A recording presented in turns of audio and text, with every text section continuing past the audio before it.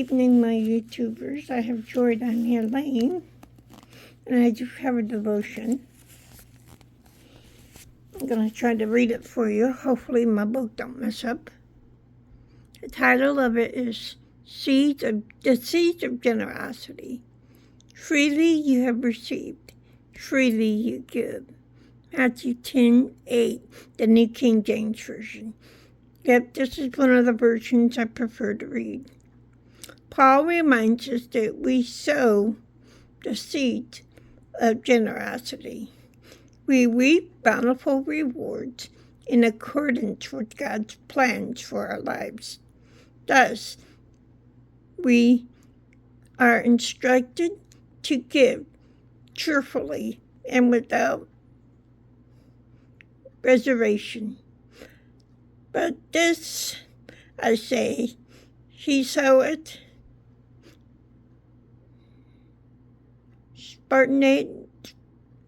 sparingly, shall reap also sparingly. And he which soweth bountifully shall reap also bountifully. Every man according as he purposely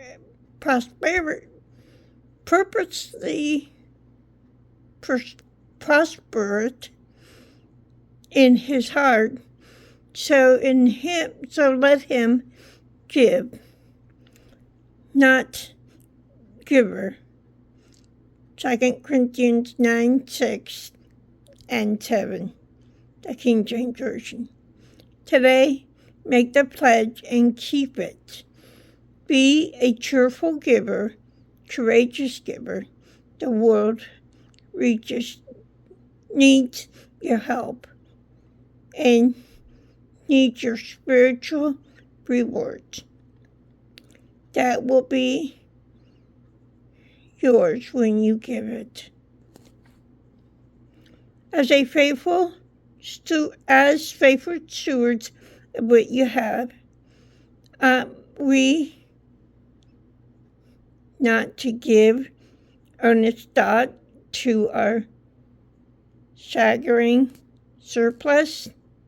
Elizabeth Elliot wrote that. The measures of a life, after all, is not its dirtation, but its donation. Queer Tim Byrne wrote that. The title of it, again, is The Seeds of Generosity.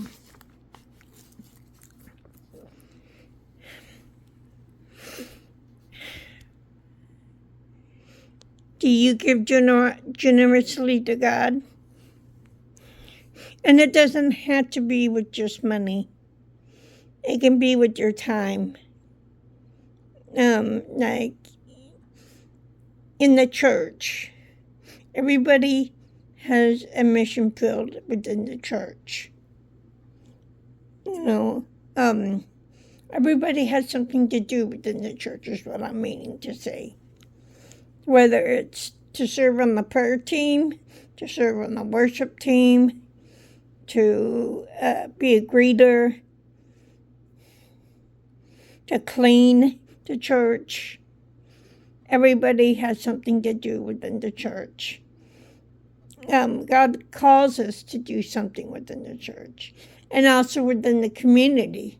God calls us to do things in the community, to witness to those in the community, to share the gospel. That's giving cheerfully, giving of our time within the community. That's what he's called us to do. And then giving cheerfully with our income. He wants us to give cheerfully with that too. Because, the Bible says we are to give 10% of what we make. And it talks about it throughout the whole Bible. That 10% of what we get needs to go to him. Needs to go to the storehouses. And the storehouses is basically the church. And the church uses it to help keep the lights on. And it uses it for things for the church. Like my church, they just had to buy a whole new computer because their computer system went kaput. So my pastor's been having to take his computer from his house to the church every Sunday to be able to do worship and use his PowerPoint. So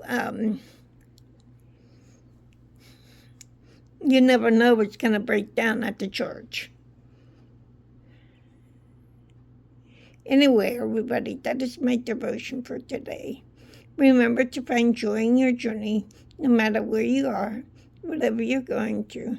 There's always something to be joyful for and about.